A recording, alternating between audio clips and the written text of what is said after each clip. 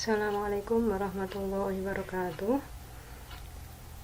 Anak-anakku sekalian, bertemu kembali dengan Ibu Rizkia dalam pembelajaran PPKN kelas 8. Silahkan kalian buka bukunya, buku paket halaman 31 sampai 35.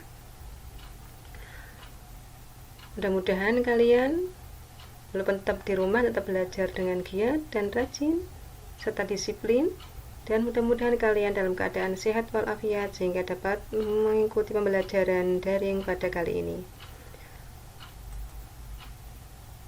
Pada pertemuan kali ini kita akan membicarakan tentang makna alinea pembukaan Undang-Undang Dasar Negara Republik Indonesia tahun 1945.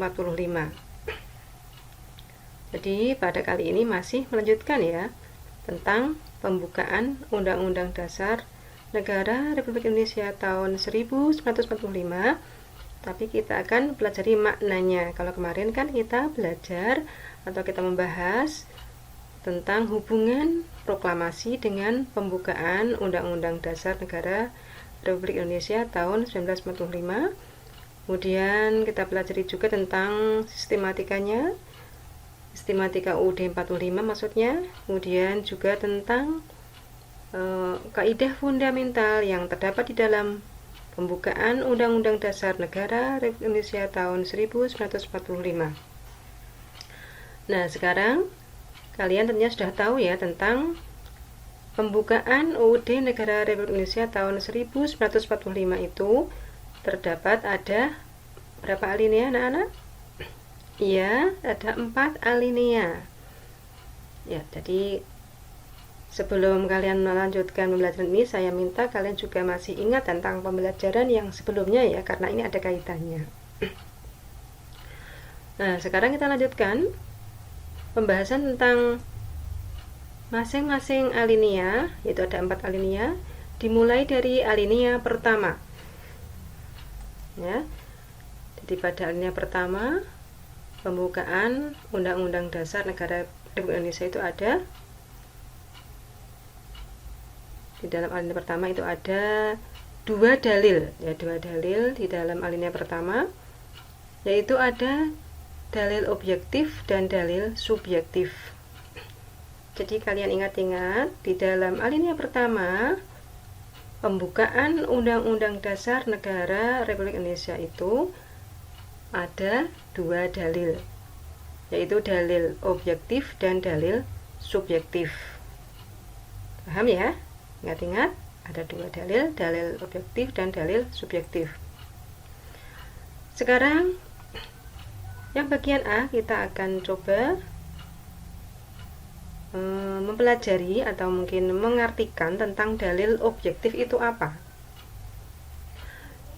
Dalil objektif di dalam alinea pertama pembukaan UUD Negara RI tahun 1945 artinya adalah bahwa penjajahan di atas dunia harus dihapuskan karena tidak sesuai dengan peri kemanusiaan dan peri keadilan, dan kemerdekaan merupakan hak asasi semua bangsa di dunia.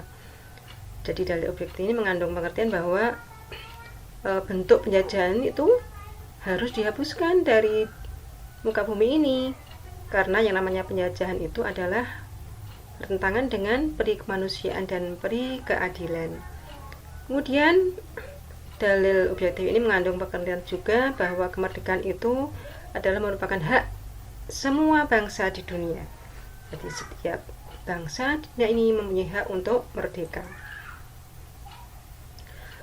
Selain dalil objektif, dalam alinea pertama juga ada dalil subjektif.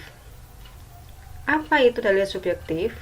Dalam alinea pertama pembukaan UUD 45, dalil subjektif adalah aspirasi bangsa Indonesia untuk melepaskan diri dari penjajahan. Jadi yang objektif ini lebih menyeluruh, ya, lebih universal karena berlaku untuk semua negara di dunia. Yang kedua adalah merupakan aspirasi bangsa Indonesia untuk melepaskan diri dari penjajahan. Kita ingat bahwa negara kita ini telah dijajah oleh bangsa lain, ada bangsa Belanda, bangsa Jepang. Nah, hal ini merupakan pendorong motivasi bagi bangsa Indonesia untuk segera melepaskan diri dari penjajahan. Jadi punya aspirasi untuk segera melepaskan diri dari penjajahan. Itu tadi adalah makna dari alinea pertama. Lanjut pada slide berikutnya adalah alinea kedua. Jadi makna alinea kedua dalam pembukaan Undang-Undang Dasar Negara Republik Indonesia tahun 1945. Pada alinea kedua menunjukkan ketepatan dan ketajaman penilaian bangsa Indonesia. Yang A, bahwa perjuangan bangsa Indonesia telah mencapai tingkat yang menentukan.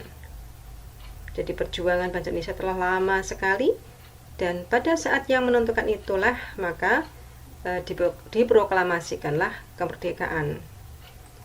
Yang kedua, bahwa momentum yang telah dicapai harus dimanfaatkan untuk menyatakan kemerdekaan. Jadi perjuangan yang sangat panjang dan juga sudah pada saat yang menentukan, maka waktu yang tepat itulah harus dimanfaatkan untuk menyatakan kemerdekaan bangsa Indonesia. Kemudian yang ketiga, kemerdekaan harus diisi dengan mewujudkan negara Indonesia yang merdeka, bersatu, berdaulat, adil, dan makmur. Jadi setelah merdeka itu masih ada tugas yang harus kita wujudkan bersama-sama oleh seluruh bangsa Indonesia. Merdeka berarti bebas dari tekanan bangsa lain. Bersatu harus kita wujudkan rasa kebersamaan antar warga negara bangsa Indonesia. Kemudian berdaulat berarti di sini mempunyai kekuasaan untuk mengatur pemerintahannya sendiri, tidak ada campur tangan negara lain.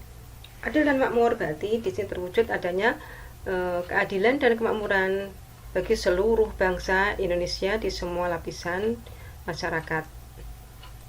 Kita lanjutkan pada slide berikutnya. Makna daripada alinea ketiga dari pembukaan UUD Negara RI tahun 1945.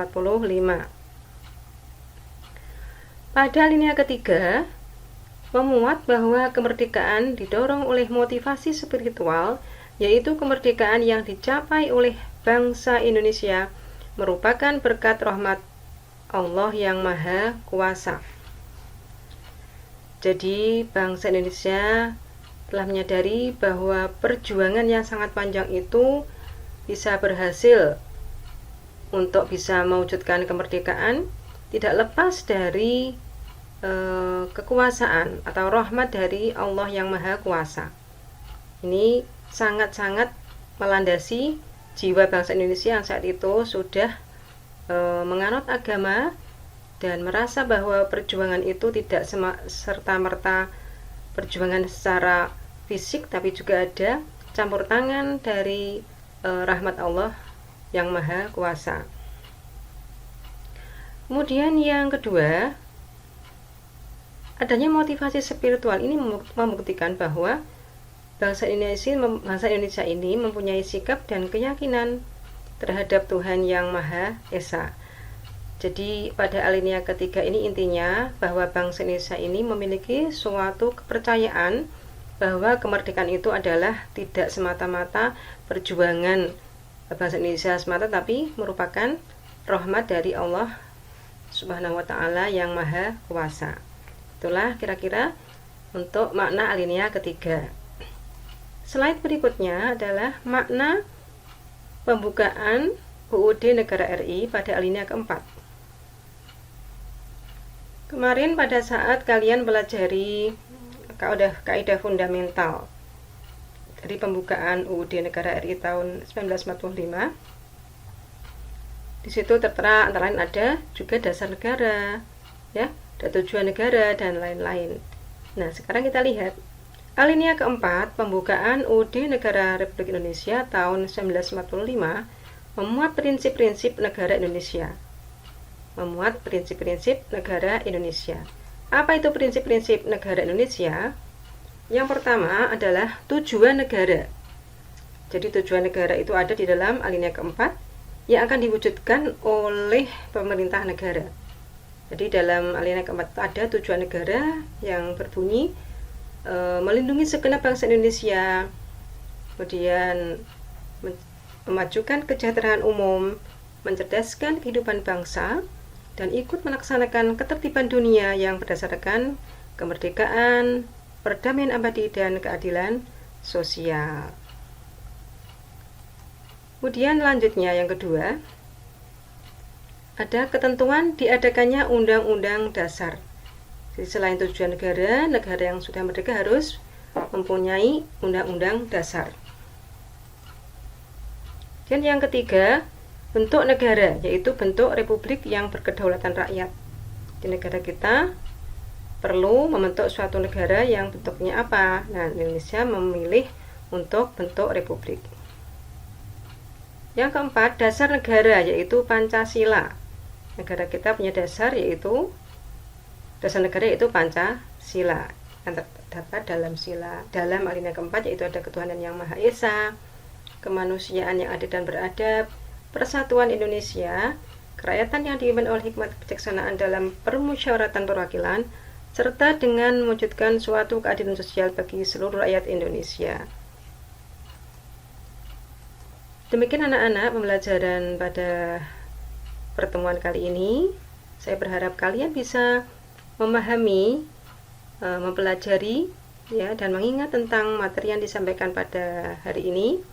Nanti kalau belum paham bisa dibuka kembali ya videonya. Jadi kali ini kalian mempelajari tentang makna alinea pembukaan Undang-Undang Dasar Negara Republik Indonesia tahun 1945, mulai alinea pertama, kedua, ketiga, dan keempat. Sekian pembelajaran pada hari ini. Mudah-mudahan kalian bisa menindaklanjuti dengan mengerjakan soal-soal baik di ulangan harian maupun di ulangan PTS dan ulangan-ulangan yang lain dengan nilai yang sangat memuaskan. Terima kasih. Assalamualaikum warahmatullahi wabarakatuh.